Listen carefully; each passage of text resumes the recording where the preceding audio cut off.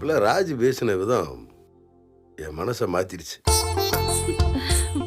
அதுவும் இல்லாம இந்த பிள்ளை பக்கம் ரெண்டு யோசிச்சு பார்க்குறப்ப எல்லாம் சரியாத்தான் விட்டுச்சு எனக்கு. அதனாலதான் சொன்னேன்,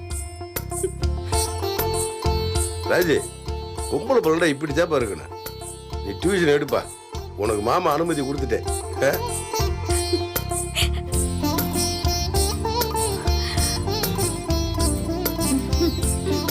அப்புறம் அதுல எல்லாம் ஒரு சில கண்டிஷன்லாம் இருக்குப்பா. அதானே பார்த்தேன். என்ன மச்சான் கண்டிஷன்? இல்லை கொஞ்சம் சும்மாறா. இங்க பாருப்பா, நீ சொந்தமா நிக்கணும், உன்னை நீயே பாத்துக்கணும்னு ஆசைப்படுற, அதுக்காக நீ வேலைக்கு போகணும்னு நினைக்கிற, அதெல்லாம் சரிதான். மாமா சொல்றத கவனமா கேட்டுக்க.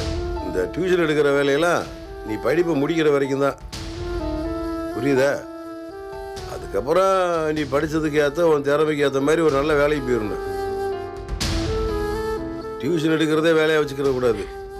இல்ல மாமா, கண்டிப்பா நான் வேற நல்ல வேலைக்கு போவேன். அப்புறம் இன்னொரு விஷயம்ப்பா, மாமா டியூஷன் எடுக்க அனுமதி கொடுத்துட்டேன்றதுக்காக அடுத்தடுத்த வீட்டுக்கெல்லாம் போய் டியூஷன் எடுத்துக்க கூடாது. அப்புறம் இந்த தூரமா போய் டியூஷன் எடுக்கிறது, நேர காலம் தெரியாம டியூஷன் எடுத்துட்டு வீட்டுக்கு லேட்டாக வர்றது, அதெல்லாம் வேணாம்ப்பா. அப்படி பண்ணிக்கிறதேன்னு வச்சுக்க, அது உன் படிப்பையும் பாதிக்கும், உடம்பையும் பாதிக்கும்ல. ஆஹா இல்ல மாமா, வேற டியூஷன்லாம் நான் கண்டிப்பா எடுக்க மாட்டேன். இந்த ஒரு டியூஷன் மட்டும் தான் நான் எடுப்பேன். இன்னொன்று எதுவும் பண்ணிக்கிறதே, இங்கே நம்ம வீட்டுக்கு பசங்களை கூட்டு வந்து டியூஷன் எடுக்கிறது, அந்த மாதிரிலாம் எதுவும் பண்ணக்கூடாதுப்பா. அப்படி நீ பண்ணுறதில்ல, எனக்கு ஒன்றும் பிரச்சனை இல்லை.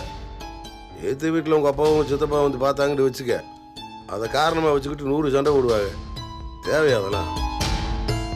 அதெல்லாம் வேணாம்ப்பா. இல்ல மாமா, நான் வீட்ல வச்சு டியூஷன் எடுக்க மாட்டேன். அப்புறம்ப்பா, மாமா திரும்ப திரும்ப என்ன ஒரே விஷயத்த சொல்கிறாருன்னு நினைக்காத. நான் பெருசாக படிக்கலைன்றாலும் படிப்போட அருமை உரிமை என்னன்னு எனக்கு நல்லா தெரியும்ப்பா. எக்காரணத்தை கொண்டு படிப்பை மட்டும் கோட்டை விட்டுறக்கூடாதுப்பா.